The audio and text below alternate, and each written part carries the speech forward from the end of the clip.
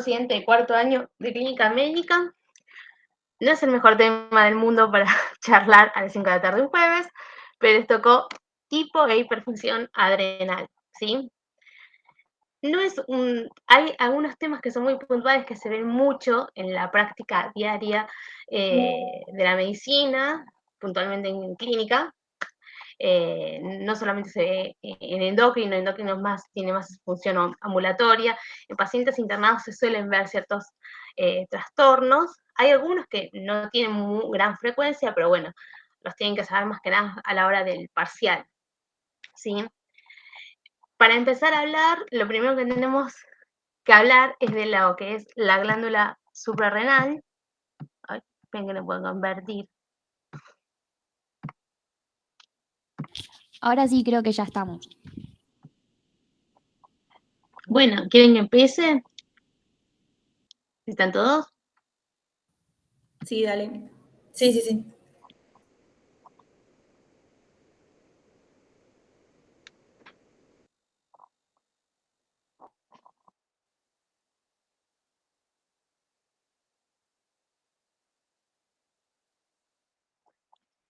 Bueno, primero vamos a hablar lo que es la glándula suprarrenal, un poco de lo que es la constitución fisiológica de la misma.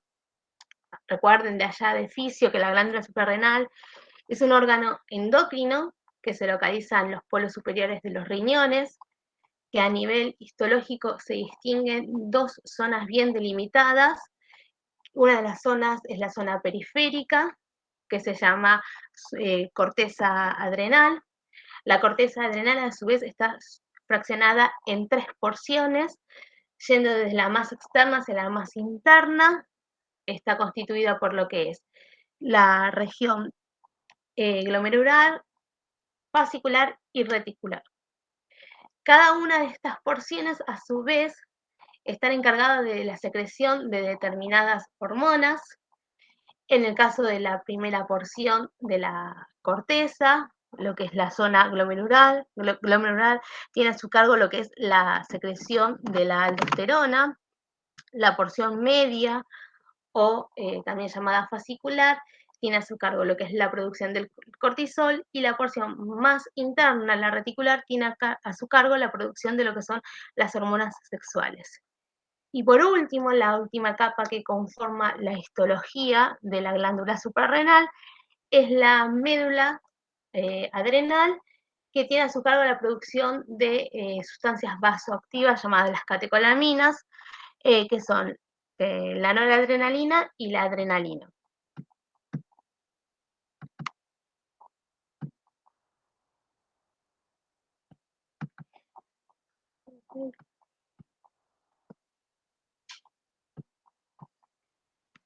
El... ¿Cómo se carga esto? Después tenemos que hablar en relación a lo que es la regulación de esas hormonas. Esa regulación de las hormonas va a estar dado principalmente por lo que es el eje hipotálamo hipofisario adrenal. Recuerden que está constituido por lo que es los órganos centrales que se localizan en el sistema nervioso central, que es el hipotálamo y la hipófisis, que van a tener a su cargo la producción de ciertas hormonas que van a actuar directamente sobre el órgano efector, que es la glándula suprarrenal, promoviendo la secreción de estas hormonas. El hipotálamo es el encargado de producir lo que se llama corticotrofina, que va a interactuar con los receptores expresados a nivel de la adenohipófisis, promoviendo la secreción y la consecuente liberación de adenocorticotrofina, que va a actuar sobre los receptores expresados en la glándula suprarrenal y va a promover la producción de ciertas hormonas. Pero la adenocorticotrofina va a actuar sobre determinadas regiones de esa glándula suprarrenal. Va a actuar sobre lo que es la zona medular y sobre dos porciones de la corteza, lo que son la zona fascicular y la zona reticular, porque lo que corresponde a la zona glomerular va a responder a lo que es la renina.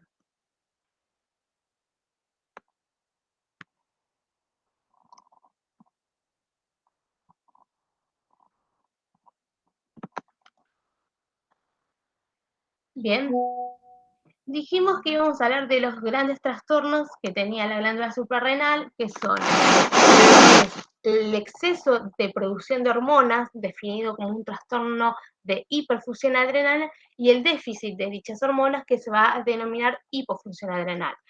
Para empezar a hablar, vamos a hablar y encarar lo que es la hiperfunción adrenal. Como dijimos previamente, la hiperfunción adrenal se caracteriza por un incremento de las hormonas por parte de las glándulas suprarrenales. El trastorno más frecuente que se va a ver habitualmente en la práctica va a ser lo que es el síndrome de Cushing.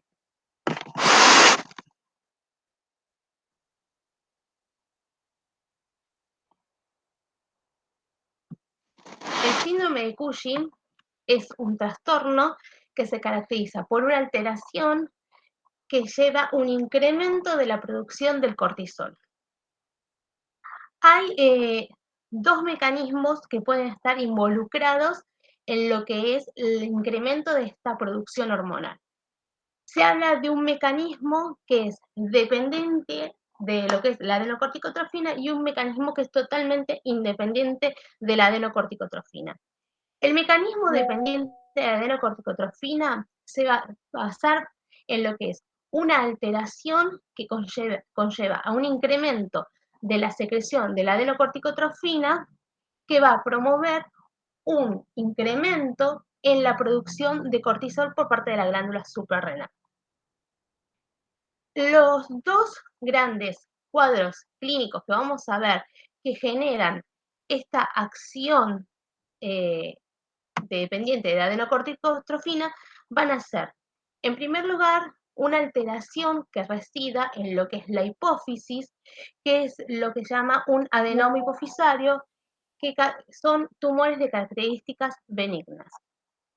Por otro lado, se encuentra una entidad clínica que se denomina síndrome paraneoplásico, que el síndrome paraneoplásico consiste en la expresión de hormonas por parte de tumores que se localizan por fuera de la hipófisis. Es decir, que hay una secreción ectópica de adenocorticotrofina. Los cánceres más frecuentes que van a generar este trastorno van a ser el cáncer de células pequeñas de pulmón, cáncer medular de tiroides, cáncer pancreático, cáncer de ovarios, feocromocitoma y cáncer de timo.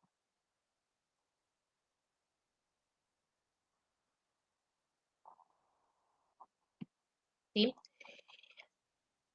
El mecanismo que va a actuar como desencadenante de la hiperfusión adrenal va a ser el principal, está vinculado con el consumo de corticoides en forma exógena, ¿sí?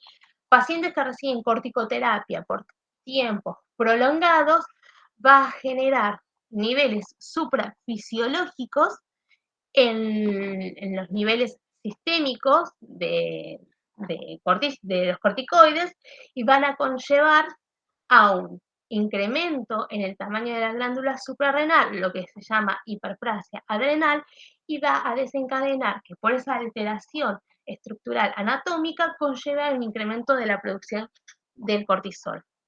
En menor grado está vinculada por otras alteraciones anatómicas estructurales a nivel de la glándula que se deben por el origen de tipos neoplasias, ya sean benignas o malignas, en donde se encuadran lo que es el adenoma y el carcinoma suprarrenal.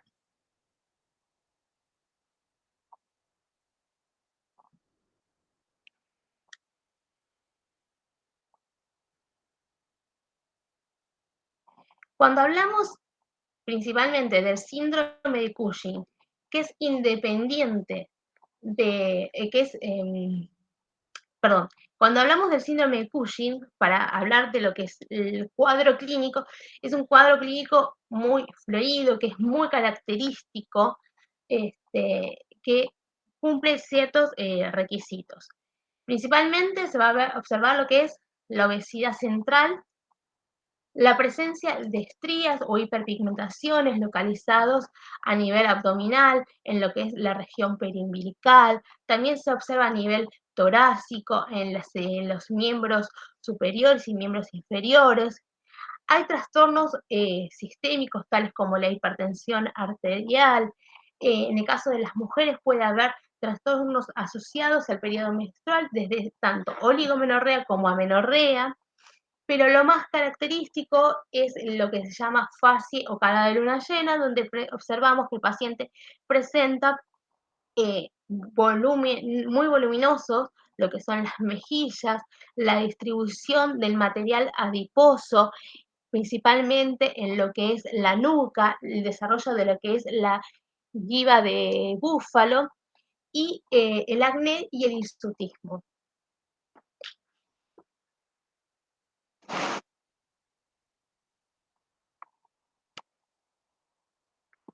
Esas son las características que se observa. En primer lugar se ve el rostro con el fase de luna llena. La alopecia está en forma más secundaria y lo que son el desarrollo de las estrías en la región abdominal. Las infecciones onicomicóticas pueden darse, pero más que nada está vinculado por la acción de los glucocorticoides que se consumen en forma exógena. Que sería una consecuencia de la acción inmunosupresora que ejercen los corticoides. El diagnóstico, hay varias pruebas, ¿sí? De las pruebas más usadas son dos. Por un lado, lo que es el dosaje del cortisol urinario. Se debe tomar una muestra de una orina de 24 horas y determinar la presencia en forma incrementada del metabolito originado del metabolismo del cortisol. Luego está el test de Nugget, que es el dosaje de la cortisolemia plasmática, ¿sí? Que esto se debe utilizar, esta prueba, de la siguiente forma. Se debe administrar la dexametasona, o sea, un corticoide, en forma exógena, y luego, al otro día, se hace el dosaje de la misma. Como dijimos antes, en el eje hipotálamo, cuando el mecanismo de regulación del eje hipotálamo hipofisario adrenal, cuando hay la suficiente cantidad de cortisol, debería ejercer un feedback negativo sobre el centro superior encargado de regularizar este eje, y de esta manera se debería detener en condiciones fisiológicas la producción de cortisol. En el caso que exista ya sea un trastorno que reside en la hipófisis, no va a responder ese feedback porque continuamente va a estar produciendo adenocorticotrofina y va a conllevar que la glándula siga produciendo altos niveles de cortisol. Las otras dos pruebas son menos usadas.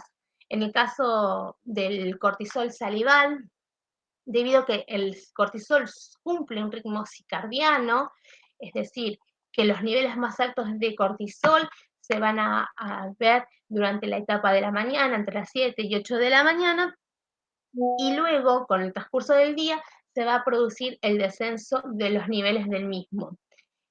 Por lo tanto, cuando uno busca hacer un cortisol salival en 23 horas, se busca que los niveles fisiológicos indicarían que el cortisol estaría en los niveles más bajos. Pero ante un trastorno de hiperfusión adrenal, se van a encontrar aumentados. Pero esto se ve influenciado por múltiples factores, por el estrés mismo de la vida, por eso esta prueba carece de validez.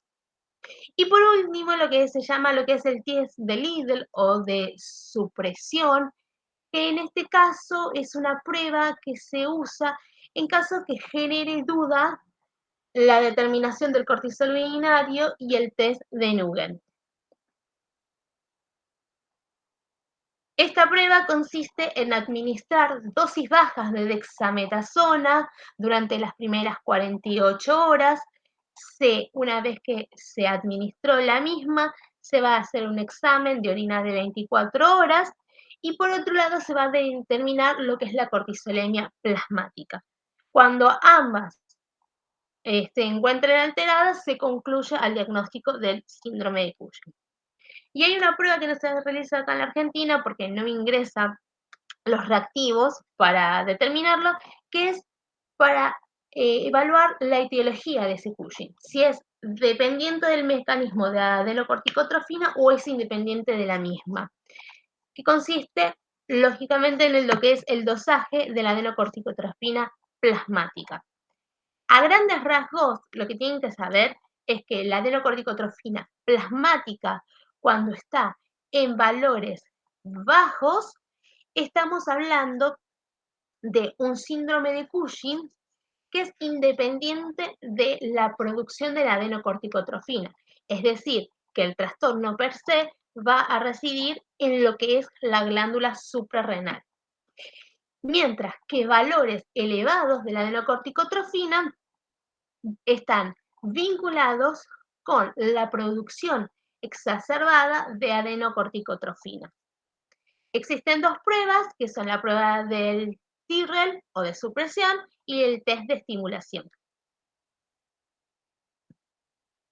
El test de Tyrrell de supresión se basa en el empleo de dexametasona con el fin de lograr el descenso del cortisol plasmático.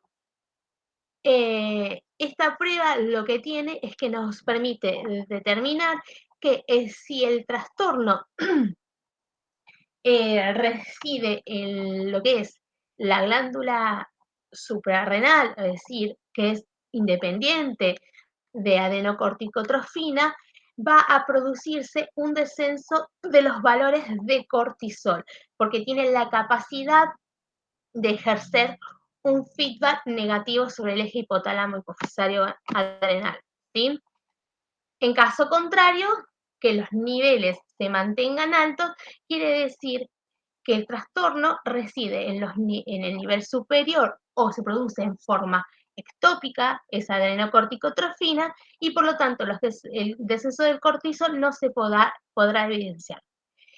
El test de estimulación de corticotrofina, recordemos que habíamos dicho que el eje está mediado por el adenocorticotrofina que estimula la liberación de corticotrofina. Si nosotros administramos en forma exógena lo que es la corticotrofina, lo que conlleva es un incremento de los niveles de corticotrofina que va a actuar promoviendo un incremento de la producción de cortisol. Pero esto ocurre solamente cuando la lesión se localiza a nivel de lo que es la hipófisis, porque los tumores que generan síndrome paraneoplásico, como dijimos antes, el cáncer de ovarios, el cáncer pulmonar, no expresan receptores para lo que es la corticotrofina, y así, por lo tanto, no van a responder, ¿sí?, a la corticotrofina, y entonces se va a ver desregulado la producción hormonal. Ante la sospecha de que exista una formación neoplásica benigna, como en el caso del adenoma hipofisario, también se pueden hacer imágenes como lo que es la resonancia magnética. Y si sospechamos que el trastorno del síndrome de Cushing deriva de la glándula suprarrenal, se debe hacer una tomografía computada de abdomen con contraste para determinar si lo que se evidencia es una masa de origen benigno, maligno, o es una hiperplasia propia de la glándula suprarrenal. Bien. Otro de los trastornos que se da por el aumento de la funcionalidad de la glándula, tenemos lo que es el hiperaldosteronismo. Esto se traduce en lo que es el incremento de la producción de aldosterona, ¿sí? Son de origen primario o de origen secundario. Todo trastorno primario implica que el órgano dañado va a ser el órgano secretor de hormonas. En este caso va a ser la glándula suprarrenal. La principal causa de esto es la hiperplasia bilateral idiopática, ¿sí? Es decir, que no hay una etiología clara que genere este cuadro clínico, ¿sí? En menor grado vamos a encontrar lo que es la hiperplasia adrenal primaria de localización unilateral, un adenoma productor de aldosterona, un carcinoma adrenocortical que produce aldosterona, y en menor grado un trastorno genético denominado hiperaldosteronismo familiar.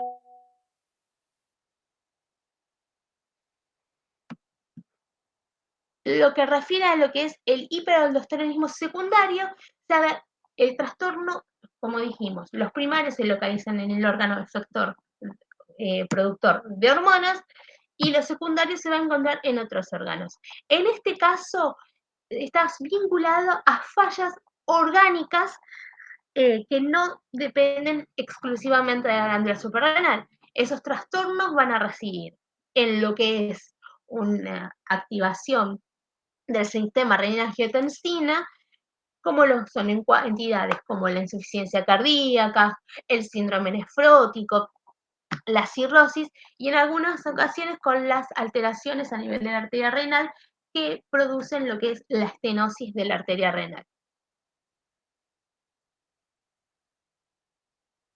El cuadro clínico va a ser una de las principales rasgos que vamos a encontrar es la hipertensión arterial, cefalea, debilidad muscular, astenia, calambres, y entre los trastornos del medio interno se destaca lo que es la hipocalemia, que se ve traducida en las manifestaciones musculares de la patología. Bueno, para concluir el diagnóstico, lo que se hace, como dijimos antes, que para lo que es la producción de aldosterona va a estar mediado por lo que es el sistema renina-angiotensina, se va a hacer el dosaje de la aldosterona plasmática por un lado y por el otro lado se hace el dosaje de lo que es la actividad de la renina plasmática. Una vez obtenidos esto, se realiza un cociente. Si dicho cociente tiene un valor o igual a 30, se habla de que el hiperaldosteronismo es primario, es decir, su trastorno reside en la glándula suprarrenal propiamente dicha. Si ese valor es menor a 30, quiere decir que el trastorno deriva a partir de otros cuadros clínicos, como nombramos previamente. ¿Sí? En estos casos se debe evitar el uso, para hacer estas pruebas, el uso de ciertos fármacos que van a interferir, ¿sí?, en los resultados, más que nada si queremos buscar alteraciones en el medio interno, ¿sí? Como dijimos antes, uno de los trastornos típicos es la hipocalemia, o sea, los niveles concentrados de potasio bajo, y para eso se debe evitar utilizar drogas como los IECA, los ARA2, los diuréticos y demás, ¿sí? El signo clínico distintivo que hace al hiperaldosteronismo es la hipertensión que no va a responder fácilmente al tratamiento de los antihipertensivos, ¿sí? Y por otro lado, la hipocalemia, ¿sí?, que no es una hipocalemia que no está asociada al uso de ciertos fármacos como nombramos previamente, ¿sí?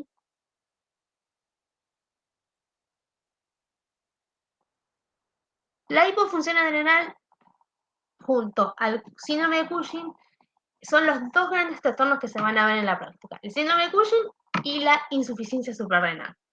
La insuficiencia suprarrenal es un trastorno donde existe el déficit de las hormonas adrenales. De acuerdo al compromiso orgánico que se manifieste, se define como insuficiencia suprarrenal primaria, secundaria o terciaria. La insuficiencia suprarrenal primaria habla que el trastorno, el déficit hormonal, se debe a que existe un daño en lo que es la glándula suprarrenal.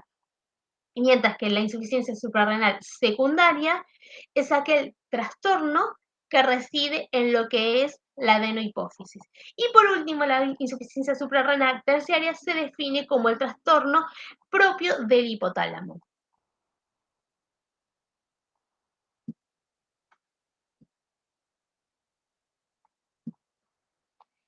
Entre las causas más frecuentes que vamos a encontrar que generan insuficiencia suprarrenal primaria, vamos a encontrar patologías autoinmunes que generan daño a nivel de la glándula suprarrenal, pero en nuestro medio lo más frecuente son las de origen infeccioso. Y las dos grandes entidades que van a generar insuficiencia suprarrenal van a ser la infección por tuberculosis y la infección por HIV. En menor grado está asociado a lo que es trastornos tales como patologías de depósito como lo es la amiloidosis, trastornos genéticos como la adrenoleucodistrofia, también está asociado a la presencia del accionar de ciertos fármacos y también a compromiso que generen hemorragias intraadrenales, como así también metástasis.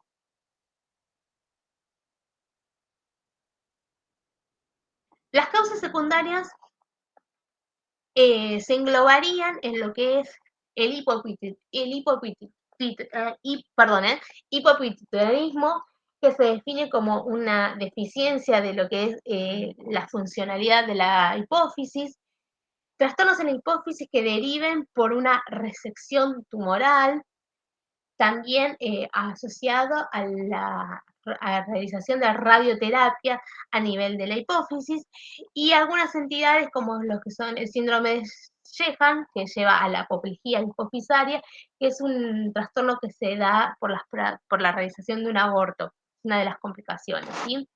Y algunas patologías granulomatosas como la sarcoidosis. Bien, la clínica siempre va a ser lo opuesto que encontramos en la hiperfunción adrenal. Vamos a encontrar lo opuesto en la insuficiencia. Vamos a encontrar descenso de peso, astenia, debilidad generalizada, náuseas, vómitos, dolor abdominal, hay hiperpigmentación en la piel, en las mucosas, en las encías, apatía, depresión, disminución de lo que es el vello pubiano, axilar, y la tríada que se ve mucho en lo que es el medio interno está asociada con lo que es hipercalemia, hiponatremia e hipoglucemia sostenida.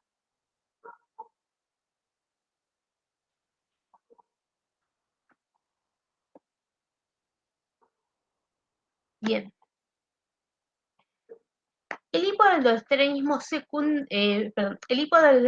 el hipoaldosteronismo es aquel trastorno que se caracteriza por un déficit de la producción de aldosterona, ¿sí? Nuevamente se agrupa en primario y en secundario. Cuando el primario dijimos nuevamente que es el intrínseco, es el propio de la glándula suprarrenal, ¿sí? Y esto puede ser también por un adenoma adrenal, por una hiperplasia de la glándula, ¿sí? Que conllevan a una deficiencia de la enzima que participa en lo que es la síntesis de la aldosterona, que es la enzima limitante, que es la aldosterona sintetasa, ¿sí? En algunos casos hay algunos fármacos que inciden en el daño de esta enzima y conllevan al déficit hormonal. Los trastornos secundarios son los que vimos previamente, trastornos tales como insuficiencia renal, diabetes y demás. Bien, la clínica es, si en el hiperaldosteronismo teníamos hipertensión, en lo que es la hipoaldosteronismo vamos a encontrar la sintomatología opuesta, es decir, hipotensión. Si previamente teníamos hipercalemia y debilidad generalizada asociada a esa hipocalemia, ahora vamos a tener hipercalemia e hipotensión arterial. Astenia y dinamia son los signos clínicos menos frecuentes, pero serían los principales, los dos que nombré previamente. ¿Sí? Nuevamente, el diagnóstico se hace hasta estableciendo lo que es el cociente de aldosterona y renina, y el valor bajo de este cociente es indicador del hipoaldosteronismo. También se puede ver, en caso de que sospechemos que sea un hipoaldosteronismo primario, hacer una imagen, o sea, una tomografía computada de abdomen, para ver si existe alguna alteración estructural a nivel de la glándula suprarrenal.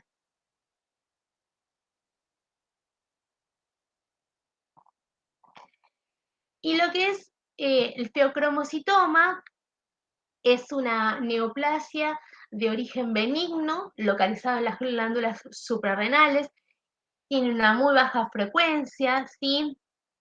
se sospecha principalmente en aquellos pacientes que tienen son pacientes de edad joven, que tienen una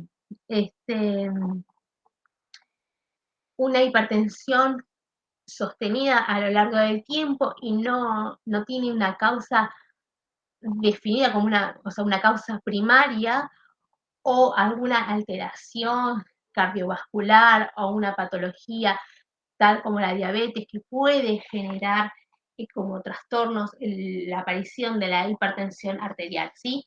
Pero el feocromocitoma también está vinculado con ciertos factores genéticos, como es la enfermedad de NEM, la de von Hippel-Lindau y la neurofibromatosis de tipo 1.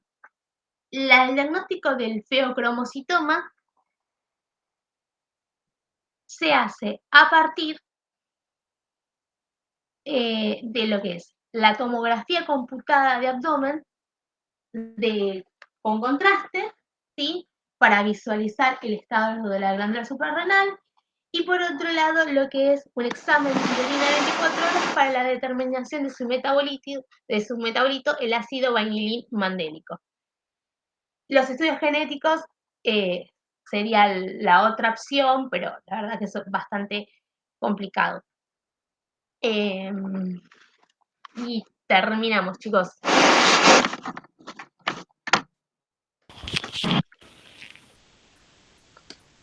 Bueno, gracias. Ay. Bueno, después les mando la clase a Victoria y se la pasan entre ustedes, ¿sí? Dale, muchas gracias. Dale. No, de nada. Dale, Gracias. gracias.